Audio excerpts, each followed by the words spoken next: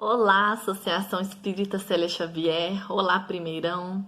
Antes de iniciar esse vídeo, vou me apresentar, porque ele não será divulgado apenas para os mocidãs do primeiro ciclo, mas também nas redes sociais de toda a Casa Espírita. Então, para quem não me conhece, sou Marina, atualmente coordenadora do primeiro ciclo. Estou gravando esse vídeo no dia 4 de abril de 2020. E devido a essa situação atual, que é a pandemia do coronavírus, as atividades presenciais do CEL estão suspensas. Estamos de quarentena em casa e o primeiro ciclo optou por continuar os estudos à distância através de vídeos curtos dos coordenadores, como este que eu estou fazendo. Então, eu venho trazer para vocês uma reflexão que é muito importante, principalmente se a gente for pensar no que estamos vivendo agora, que é saibamos confiar.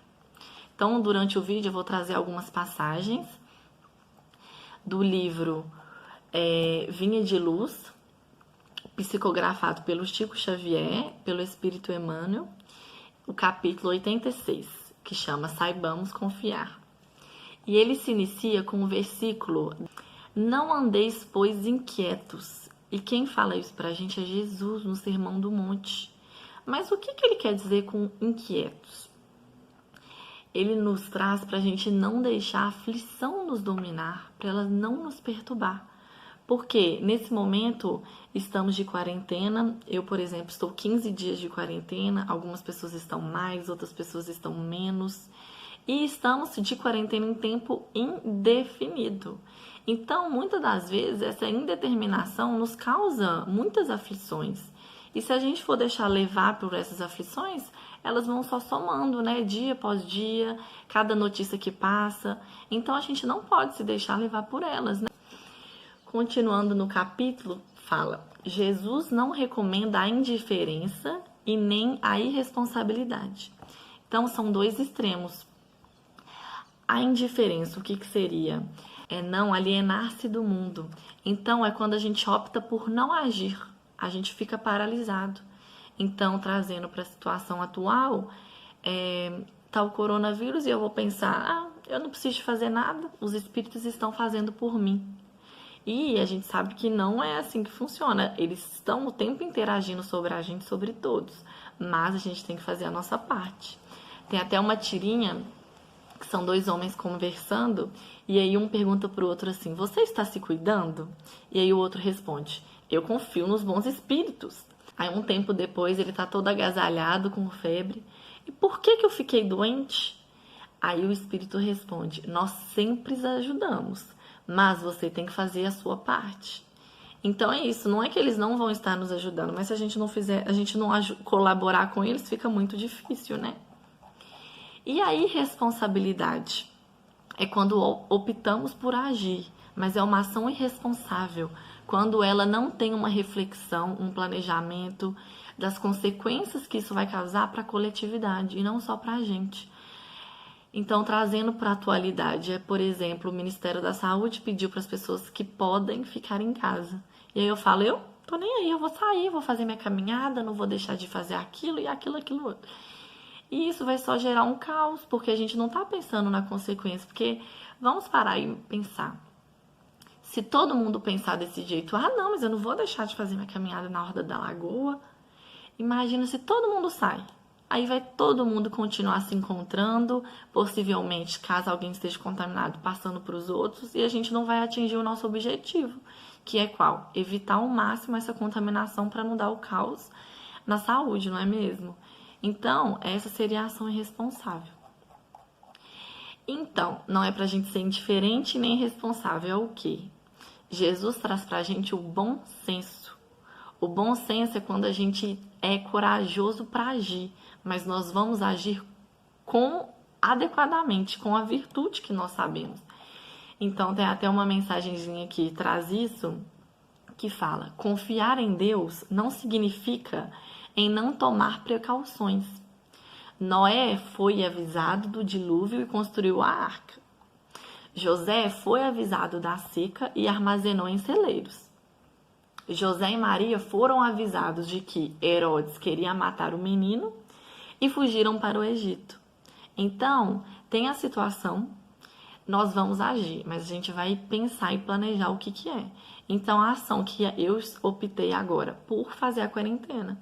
Então, é uma ação que eu estou pensando e planejando no coletivo, né? E várias outras pessoas também. Porque a indiferença, ela causa na gente o medo. A irresponsabilidade causa a temeridade, que é a ação irresponsável. E o medo, ele é um dos piores adversários da criatura humana. A revista Espírita, Allan Kardec, em um artigo, traz pra gente, desse jeito, um dos piores adversários da criatura humana. Olha para vocês verem. Por quê? Porque ela se aloja nas nossas cidadelas interior. Ela vai minando aos poucos as nossas energias. E o medo não abala só o moral, né?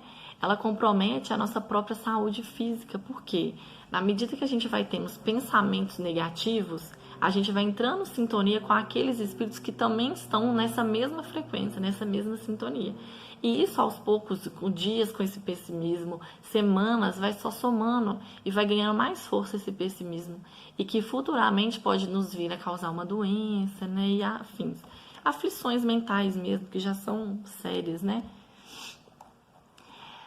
Quanto a isso, dessa influência da mente, né, do nosso corpo, no livro Pensamento e Vida, capítulo 8, chama Associação, olha como que eles trazem pra gente.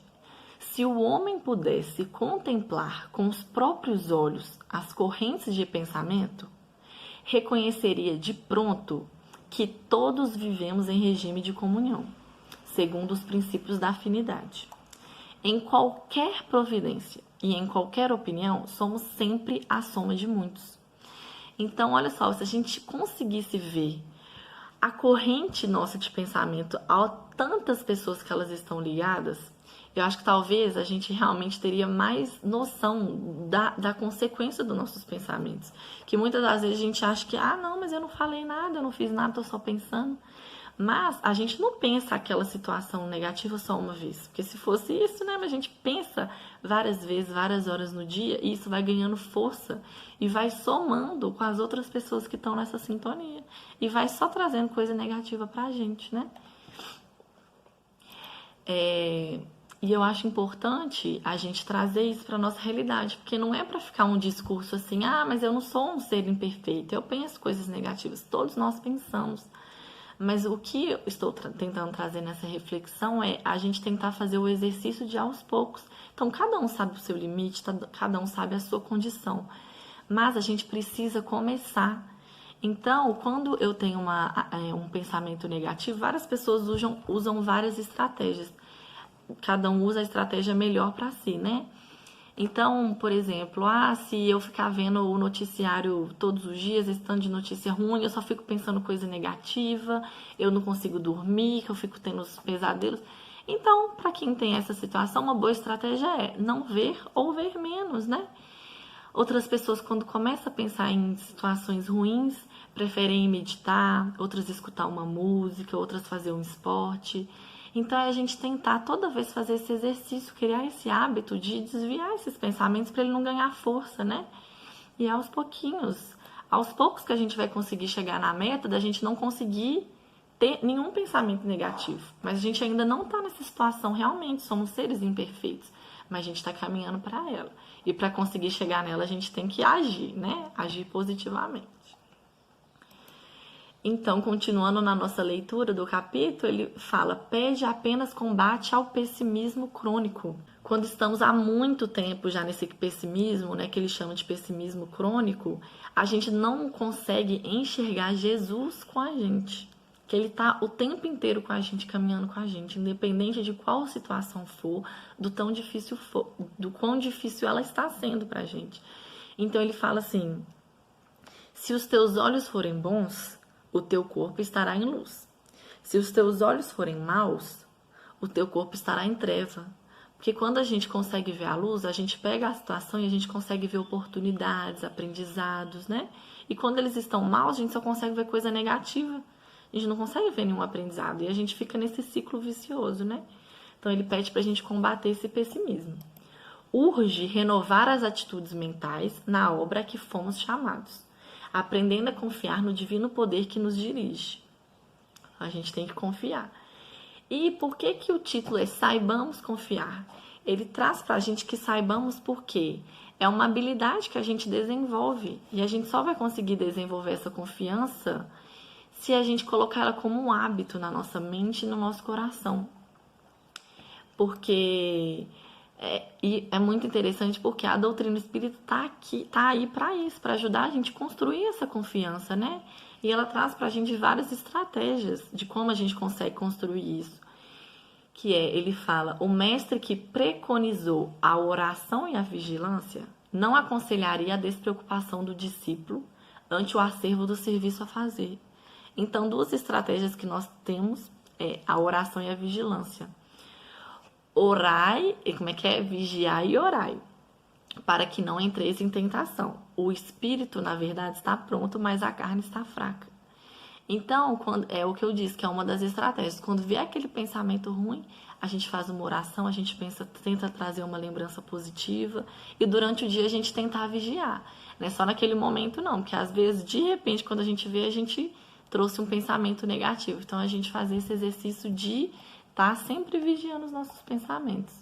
Porque a prece, ela ilumina os nossos sentimentos, os nossos pensamentos e para que saibamos como proceder, né? Então a gente pede para saber como proceder nesses momentos, que a espiritualidade ela tá aqui para nos ajudar. Basta a gente estar aberto para isso, a gente ter vontade que a gente dá conta, estamos todos juntos. Espero que vocês tenham gostado da reflexão. Não vamos se cobrar demais, porque essa não é a intenção, é a gente fazer aos pouquinhos, que é o que a gente dá conta. E pedir sempre para a gente estar sendo iluminado, que com certeza nada que acontece é por acaso. A espiritualidade amiga está nos acompanhando, está nos abençoando. E é isso. Muito obrigada por tudo. Beijos e até mais.